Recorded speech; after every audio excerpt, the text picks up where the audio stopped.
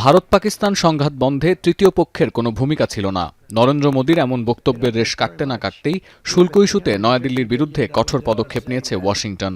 ভারতীয় পণ্যে 25% শুল্ক আরোপের পর পাকিস্তানের সঙ্গে তেলের মজুত সংক্রান্ত চুক্তি সম্পন্নের ঘোষণা দিয়েছেন মার্কিন প্রেসিডেন্ট ডোনাল্ড ট্রাম্প।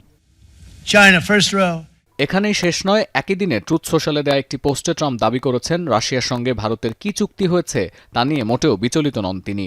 ভারত তার মৃতপ্রায় অর্থনৈতিক ব্যবস্থা নিয়ে যাই করুক না কেন তাতে ওয়াশিংটনের কিছু যায় আসে না বলেও মন্তব্য করেন Trump.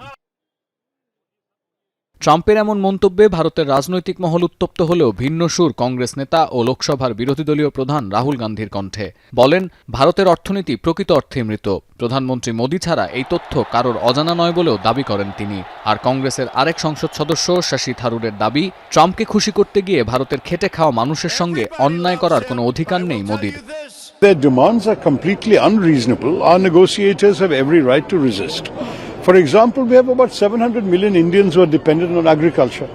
We cannot risk their livelihoods to make America happy. Yes, he's right.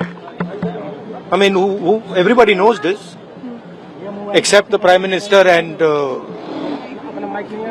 the Finance Minister. Everybody knows that the Indian economy is a dead economy.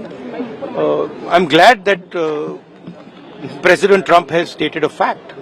এদিকে আম আদমি পার্টির নেতারা বলছেন, প্রধানমন্ত্রী মোদী প্রতিদিন ভারতকে অপমান করছেন। ট্রাম্পের সঙ্গে মোদীর ঘনিষ্ঠতার চড়া মূল্য দিতে হচ্ছে ভারতের সাধারণ মানুষকে।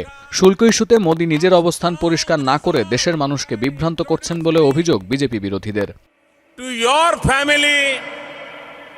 যদিও বিজেপি নেতারা ফলাও করে প্রচার করছেন, মোদীর নেতৃত্বে যুক্তরাষ্ট্রের এই পদক্ষেপ সফল হতে দেয়া হবে না।